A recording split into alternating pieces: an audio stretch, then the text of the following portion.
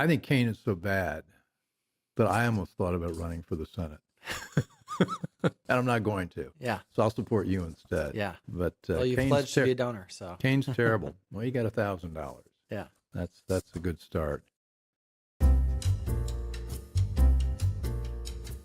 Welcome to the Bill Walton Show, featuring conversations with leaders, entrepreneurs, artists, and thinkers.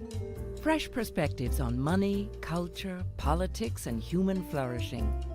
Interesting people, interesting things.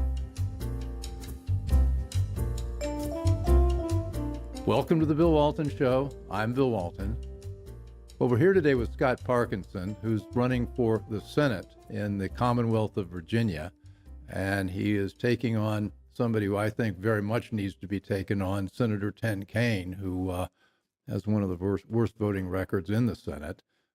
Scott's got a great background to do this. He spent almost 2 decades working in the political world, most recently as vice president of Club for Growth, which is a very strong shop focused on economic freedoms and economic growth. And it's early. The election is now a year and a half away, and so I want to give Scott a chance to talk about what got him into this and where we think it's going to go and what he's going to do as senator. Welcome, Senator to be Parkinson. Thank you so much. How's that sound? It sounds pretty good to me, but it's not about me. It's about the people of Virginia. So how did you decide to do this? You know, I'll tell you, after the 2022 midterms, my wife and I were evaluating the next steps in our lives and my career, and had a lot of different options that were on the table for me. And as we prayed about it, none of those options seemed like what I was called to do in this moment in history. And when I look back at 2020 and the coronavirus pandemic, the freedoms that were taken from us and our rights that were infringed upon, the way that children were treated, I felt like I needed to get off the sidelines and get into the United States Senate race here in Virginia.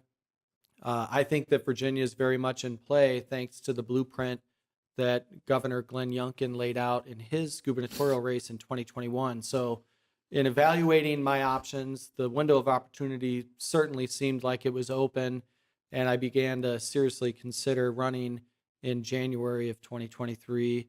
Throughout the testing the waters process, talked to roughly 1,000 people throughout the country, friends, family, and really was receiving strong encouragement to do this thing. And we declared ultimately on April 3rd. And so far, the race has been going fantastic. Well, that's great. Anybody try to talk you out of it? You know, nobody did. I had my dad visiting from Wisconsin with his wife, and I had my brother and my oldest daughter and my wife sitting at the table. We had 4 on one side and my wife over here. I was at the head of the table. And I laid out all those options, and I said, everybody gets one vote, A, B, C, or D. And D is this wild card idea that I'm going to get in and I'm going to run for the Senate. And thankfully, it was unanimous. It was 8-0, so we didn't have to cast that tie-breaking vote myself. But really, it's been strong encouragement from folks all throughout Virginia. They're ready for a change. Tim Kaine is a career politician. He's been on the ballot 9 times, in office almost 30 years. And you're right, his voting record is not that of a blue dog, it's that of a socialist. He votes with Bernie Sanders 94% of the time now. I'm surprised it's that low. I thought it was closer to 100%. But anyway, I live in Virginia, so I'm very much interested in you getting the job. So what are the 3 big things you want to accomplish as Virginia's senator? Yeah, listen, I think first and foremost, the economic situation that we're faced with and the prosperity for future generations with my children and your grandchildren and everybody that wants America to be better off in the future, that's at risk today. And if you go to the Bureau of Labor Statistics website and you enter into their inflation calculator March of 2020, when the coronavirus hit, and then you enter in April of 2023, which is the most recent data set that they have available, it shows that inflation has been 17.5% since COVID started. And most people haven't received a 17.5% wage increase. That means that they're worse off today. This is not year to year. This is since it The started. cumulative Things are effect. almost 1/5 more expensive than they were when this. Yeah, just 3.5 okay. years ago, less than 3.5 years ago. Yeah. And so I think people's wages aren't keeping up. A lot of people have lost jobs, had to take on second jobs. Their 401k is becoming a 201k. We are in an economic crisis. We just had a major debt limit negotiation on Capitol Hill that's going to saddle us with roughly $4 to $5 trillion more in the national debt. I think that that's a problem to give Joe Biden a blank check. And it's basically this political oligarchy, this uniparty that is running Washington, D.C.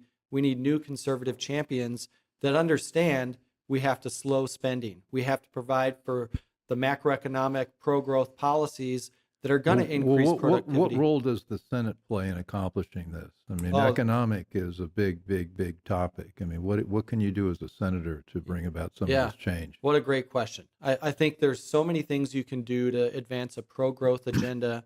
And I've worked for 3 United States senators in the past. I worked as an economic policy advisor to 2 of them, Senator Ron Johnson and Senator Marco Rubio. And you can use the Senate procedure and precedent as one senator to do all sorts of things that can make a big difference for our economy. When it comes to executive branch and judicial nominations, the way that the courts often slow down a lot of the things that are happening in states, whether it's an economic development project that's slowed down by regulation, we can defund those regulations. We can use the power of the purse. We can also advance pro-growth tax policy. We did that in 2017 when I was on Capitol Hill as executive director of the Republican Study Committee. The Trump tax cuts were working. That's a big deal, Republican Study Committee. You were executive director? Yes, in 2016 through 2018. Yeah. So number 1 is economic. What's number 2? Well, I think that we need a movement to restore parents' rights in the classroom. In Northern Virginia, especially, we've seen parents locked out of the classroom by teachers' unions. We've seen so many folks that feel like there's indoctrination for their children for this woke ideology. We have seen in Alexandria, the National Merit Scholarship Awards not being awarded to Asian students because they're Asian. That's reverse discrimination. And I think we need to celebrate merit. We also had the transgender rape case in Loudoun County. And then at Wakefield High School, we had a really high profile fentanyl overdose where 5 kids were in the bathroom using illegal drugs. It was laced in fentanyl and one of them died. 4 of them got really sick. Just a terrible thing that, made its way through our community. And we need to stop this poison from reaching Virginia in the first place. So much of it is flowing over our southern border. And I think that leads to the third issue with public safety. Public safety is definitely one of these issues that continues to pop up, whether it's carjackings, the overdoses, the drugs, violent crime. We need to celebrate and appreciate the men wearing the uniform, back the blue, instead of telling them that they're being racist for having school resource officers in Northern Arlington and basically saying, hey, these are kids that are being discriminated against because we're mostly using our school resource officers to enforce poor behavior on Black students. I don't think that that's why school resource officers got into the job. I think that they want to have a safe community and enforce it. Now, a school resource officer, is that a policeman? It is. It's Okay. like a policeman, That's somebody right? with a In gun. the school, they are armed. All right. And there was a movement here. I've gotten so unused to all the new euphemisms. You Yeah. can't just say there's going to be a cop in the school. It's Right. going to be a school resource officer. Well, Okay. there was a movement in Virginia to take them out because of this woke ideology and sort of the defund the police movement. And I think that that's dangerous. It's led to more police officers retiring, and that makes our communities less safe. Well, John Lott was on the show. You know, he's the gun rights, Second Amendment expert, and he so much work, so many studies is that having a gun in a school in the hands of somebody who's there to protect kids dramatically reduces the risk of school shootings. Yeah, we all saw the body cam footage from Sure. Nashville and the heroism from those officers going in and neutralizing the transgender student that was killing I mean, it's Christian almost kids. like putting a gun-free zone sign in front of your Yeah. school or institution as an imitation.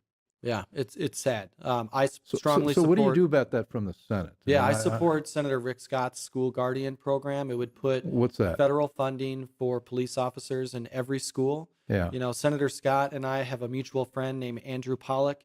His daughter Meadow was killed in the Parkland shooting. Yeah. I was Ron DeSantis's chief of staff in 2018, got to know Andy and his son Hunter and Huck. And just that situation brought to my attention how vulnerable students are in the school. And in this situation, Meadow was protecting a classmate in the hallway, and the school shooter came and executed both of them, sadly, in that hallway, and along with the other Parkland students and victims. I think that if you do have a strong deterrent of several armed guards in a school, that's going to protect our nation's most valued asset, our future, and our children.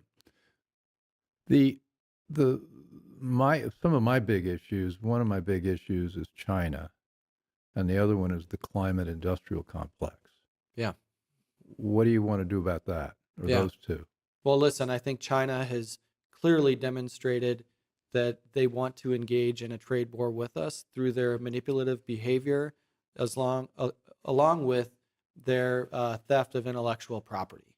And you think about what President Trump did in terms of laying tariffs and trying to get China to come to the negotiating table. They had a renegotiation right at the beginning of the coronavirus pandemic. And ultimately, we've seen what the results are with that. It hasn't really changed a whole lot.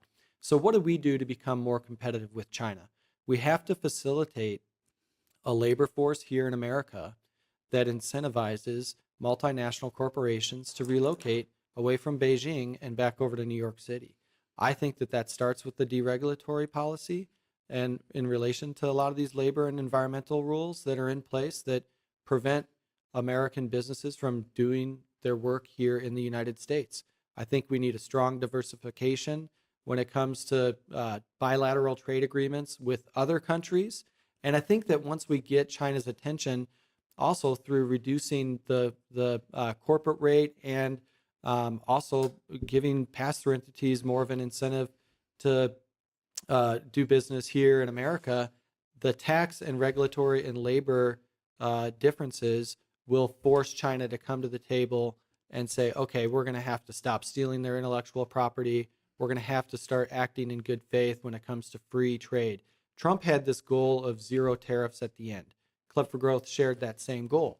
But what Trump did was he laid tariffs on the table as a hammer to basically try to penalize the Chinese businesses. And that ultimately passed along to the U.S. consumer. I think that we need to find a way to decrease costs here in America, and those incentives are laid out very much through our tax and regulatory structures. I'm going to have Bob Lighthizer on in a couple of weeks. He's got a new book out about what he did. He was U.S. Trade Representative for Trump, and I'm eager to get him talking about just exactly what you're talking about and what worked and what didn't work. One other thing I just want to point out is China had this monopoly on the production of PPEs. And they were really clear at the beginning of the coronavirus pandemic that they were going to withhold those from the American people. That becomes PPEs means what? Personal protection equipment. Okay. We're talking about the mask, the rubber gloves, the production of these things that were really being held in N95 masks.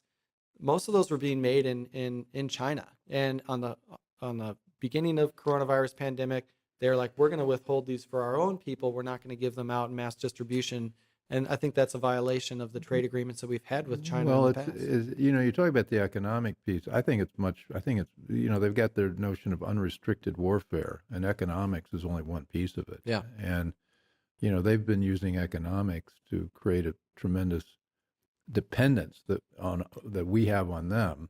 Rosemary Gibson was on talking about drugs. It turns out we don't make aspirin in America. We don't make antibiotics in America. We don't make penicillin. We don't make a lot of the things, maybe a small, tiny fraction we do. But generally, a lot of that's made in China, India, with supply chains through China. I mean, they were threatening during the lockdowns, not only the PPE, but drugs. Well, the green energy, Tim Kaine, Bernie Sanders' idea on getting away from fossil fuels and getting toward lithium batteries, that enhances our exposure to places like China. China, Chile, and Australia are the three main producers of lithium batteries. And, the Democrats, they want to say, oh, this is clean energy. Well, think about the exposure on the labor force in China when they have to deal with that lithium. That's a human rights issues as well. Well, that doesn't bother the Chinese Communist It doesn't bother Party. them. You know what else the Chinese are doing? That's not troubling to them. But it should be troubling to our so-called friends on the other side of the aisle. That's Human rights, and we should care about human yeah. rights. I'm just talking about and the should age. care about the manipulation of prices when it Yeah. comes to foreign products like lithium batteries. Another thing, just to finish the point on China, I'm deeply concerned about the Chinese alliance with the Russians. They're clearly working together when it comes to the war in Ukraine. Obviously, the United States is in the middle of that. We're effectively within a Cold War with the Russians. But I think you need stronger leadership at the Resolute desk in the Oval Office to deter China and Russia from messing around. They're watching every single move that Joe Biden and his national security team are making. And I think that we're weaker now from a national security standpoint underneath the leadership of Joe Biden than we've ever been as a country. People don't take him seriously.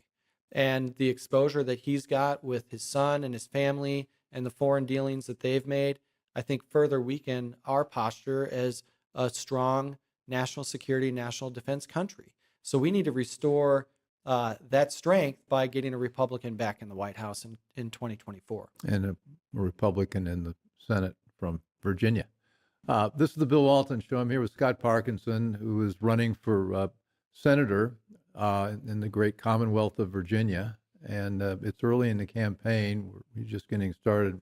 First thing you've got to do is win the primary. What happens in the primary? When does that occur, and how does it occur, and who are your opponents? So the Virginia State Central Committee back in April changed the nominating process for the first time in a really long time. It's no longer going to be a convention. We're going to have a statewide primary on June 18th, 2024. Right. And there's several other declared candidates now in the race.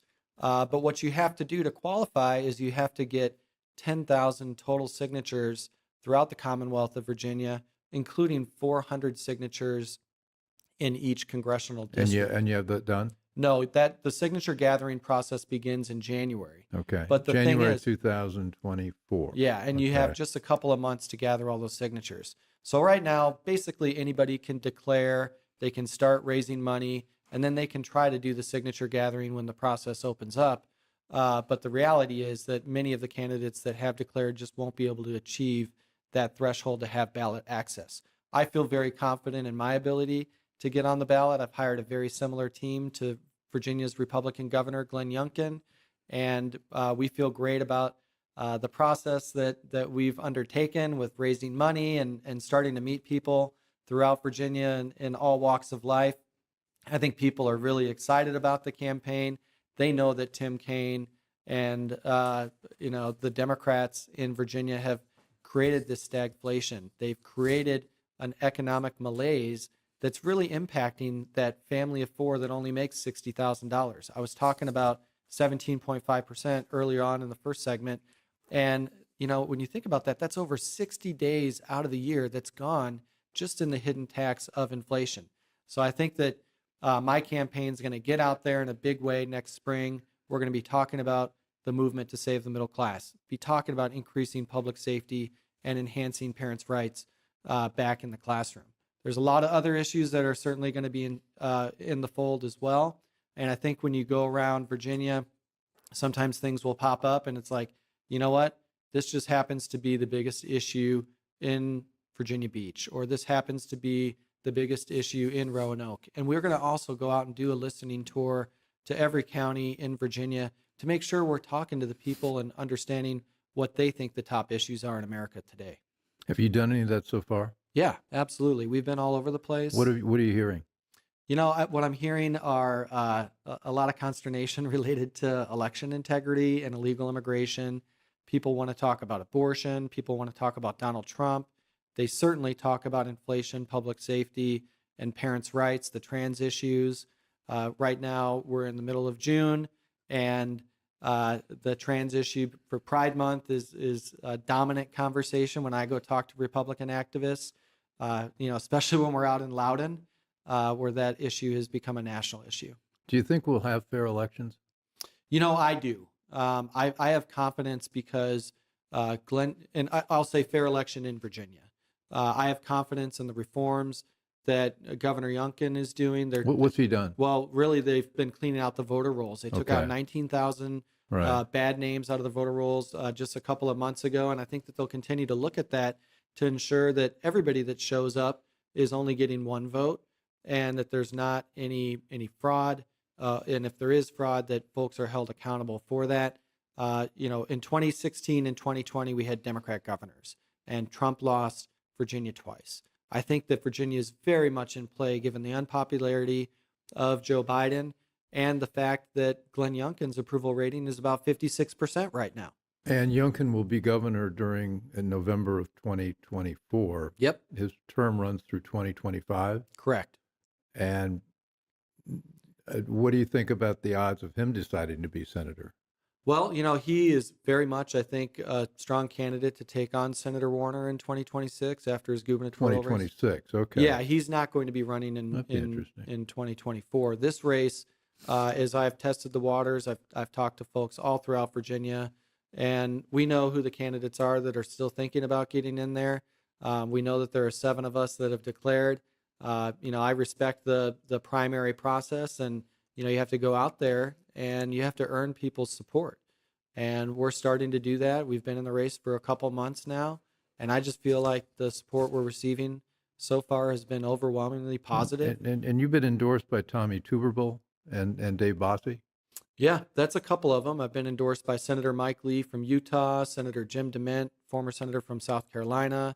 I've got Lauren Boebert, Byron Donalds, Andy Biggs, Scott Perry, many of the Freedom Caucus, Patriot 20, that were front and center in those reforms to transform the House of Representatives. I'm also endorsed by Representative Jim Banks, who's going to be the next senator of Indiana. I've got strong connections on Capitol Hill. I'm ready to get started on day one. You don't think the ex-president of Purdue is going to be the next senator? No, he's staying out. Yeah. Is he going to stay out? Yeah, Mitch Daniels announced he's not running. Okay, because I know Club for Growth had a strong preference for Banks. Yeah, we did, and Now, are you still working? Are you still at Club for Growth? I'm vice president of government affairs at Club for Growth, and I'm firewalled from our campaign activities on the Super PAC side. So I think of Club for Growth as strong libertarian, economic growth, personal freedom, but not so much on social issues. And the big issue, I think, is going to have to be the Democrats are still going to make abortion as issue number one, whether it should be or not. Yeah. So where are you on abortion? Yeah, I tell people and this is the truth, I'm a pro-life conservative. I have 4 children of my own. I have 3 daughters and a son. I've witnessed the miracle of life coming into the world 4 times. I'm grateful that I didn't miss any of their births while traveling or anything like that. My kids mean the world to me, and my faith also teaches me that we need to protect life at all stages. You're Catholic, or you're what's your faith? I attend Cherrydale Baptist in You're Baptist, Arlington. okay. Yeah. So what does pro-life conservative mean when it gets down to issues like trimesters and viability of the fetus, that sort of thing? Well, they're going to get granular. Yeah. And you're going to be expected to tell them precisely what you mean. Yeah, well, precisely what I mean is that we need to protect life. And Tim Kaine is somebody that won't allow for any abortion restrictions. He wants to allow for an abortion all the way up to the birth. And I think when we flip the conversation even after the birth, there's some question about, Yeah, our former governor, Ralph Northam, talked a lot about that. Yeah. It's a terrible thing when you talk about the rights of the unborn. On the other hand, the Dobbs case returned abortion to elected representatives. Some people interpret that as the states taking over the policy. The Dobbs was the Supreme Court ruling overruling Roe v. Wade. Correct. Okay. Returning it to the states and elected representatives. Now, that there could be federal legislation. Lindsey Graham has the 15-week bill with 3 exceptions for rape, incest, and the health of the mother. That's the similar legislation that our governor, Glenn Youngkin, is hoping to get through in Virginia. He needs to win back the state Senate this November in order to advance those policies. And, Bill, when I was on Capitol Hill working in 3 Senate offices, being a senior staffer in the House of Representatives, I've read tens of thousands of pages of legislation. And I understand and appreciate when you vote yes, you own every single word on that page. every single word on that bill. If you vote no, you can explain to voters why you couldn't get to yes. So I think we have to be really careful in prejudging what the federal legislation will look like. And I'm committed to telling people in Virginia and throughout America that I will carefully review every single word in the legislation as it pertains to federal abortion policies. As you know, I've not spent my life toiling in the political vineyards. I've spent most of my time private equity, venture capital, running a bunch of companies. Given that background, I've been stunned at the way the political process works, where we end up with these $1 trillion, $2 trillion behemoths, so inappropriately named, like the Inflation Reduction Act, which turns out to be the Green New Deal in disguise, and everything's hidden in there. And it seems to me like if you're in the Senate or the House and you're on our side, you ought to want transparency, smaller bills, and a better process so Americans can see actually what Congress is doing. Yeah, it's a great question, Bill. And the reality is that you need senators with the political courage to stand up and to say, don't do this. We have to slow down. We should be, objecting and using every procedural tool that a senator has. And that's what the power of one is. That's why the Senate is very, very different than the House of Representatives, where you need to build coalitions to get anything done. And we've seen really great examples of senators that do understand their rights underneath the Senate precedent and procedure, like Mike Lee and Rand Paul. Right now, Tommy Tuberville is objecting to military promotions through the Department of Defense in relation to abortion policy. And he's got a hold on that. Yeah, he has a hold on all those nominees for all those military promotions, and they can't move through because he's They could file cloture and they could spend time on each individual military promotion, but that's a huge, huge time suck of everything that the Senate is trying to achieve. And so when it comes to these omnibus appropriation bills, when you think about the 3,000 pages in legislative text, and then you add in a couple thousand pages more in report language, nobody can read that bill in the 3 days that it's out there.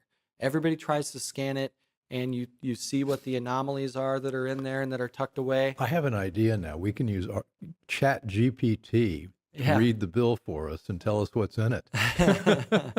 Artificial intelligence might be quite useful. Well, maybe we will have to take advantage of that. But I think the good news here is that we're going to win back the United States Senate. We're going to win the presidency, and we're going to have control over that process.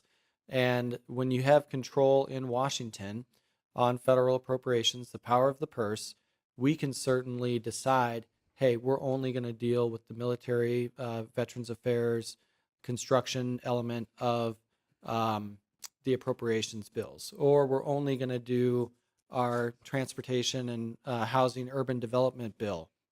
The different 12 subcommittees that are out there, this gives us the ability to adjudicate legislation and to have amendments that are germane to the underlying legislative text, instead of just pulling everything together in an omnibus, adding in tax extenders, adding in other end of the year must pass items. Everybody sort of hits the fan when it comes to how much of a crisis we're going to be in Christmas if government shuts down.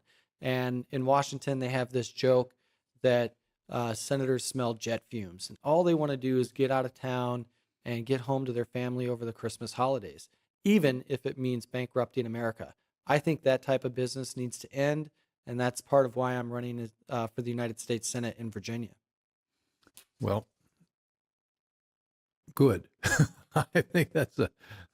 Let's go. We got just a couple of minutes, but I want to talk about Tim Kaine, and you put out a couple of statements. One on Kaine criticizing Governor Youngkin for sending National Guard to the southern border, which Kaine has voted to keep wide open. And I guess he thinks he's going to get some of those people to come to Virginia to vote for him. But what's Kaine's record on immigration? Listen, I think it's fair to say Tim Kaine is for amnesty. He's for open borders. He wants to get as many people here to change American culture and to enhance government dependency so that we have more of a socialist system of the federal government. I'm strongly in support of capitalism. I'm strongly in support of the rule of law. We need to enforce the laws that are on the books, as it pertains to our border, and we need to thwart the flow of illegal immigrants, and we need to have visa reform to ensure that there aren't visa overstays, which ultimately is about half of the illegal immigration population. He also, you also unearthed something, his deal with Dominion Energy. Evidently, they're now in the housing business. Yeah, great point here. It's interesting because, when you've been around so long, you start to get cozy with various leaders in the industry. And Tim Kaine has been doing the bidding of Dominion Energy in Virginia as it pertains to these wind farms. He's taken about $100,000 from Dominion Energy in exchange for expediting the regulatory process to get these green energy boondoggles through. And simultaneously, he purchased a home, a luxury condo in Richmond from one of Dominion Energy's lawyers. I've called on the Senate Ethics Committee to open up an investigation to Senator Kaine's conduct and to have that report concluded many months in advance of the 2024 election so Virginians can make up their own mind.